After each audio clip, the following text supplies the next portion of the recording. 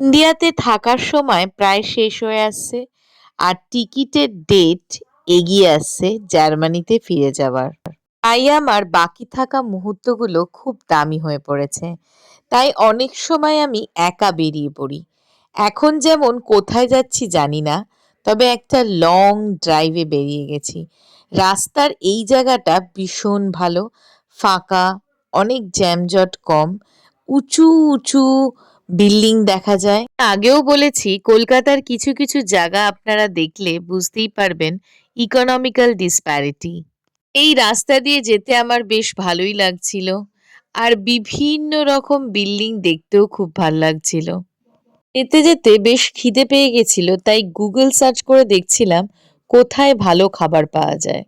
ছোটবেলা থেকেই lady bug ভীষণ ভাল লাগে।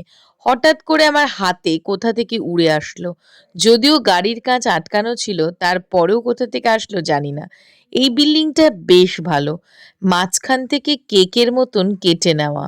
এখন চলেছি বিশ্ব বাংলার গেটের নিচ দিয়ে, এই রাস্তা দিয়ে যাব। এই বিশাল চাকতি আমার মাথার উপর। এসে গেছি এই রেস্টুরেন্টটায়, বেশ জমকালো জাঁকজমক। জানি না খাবারটা কতটা ভালো হবে। এই লাল চেয়ারটা বেশ ভালো ছিল। না, মোমোগুলো বেশ টেস্টি।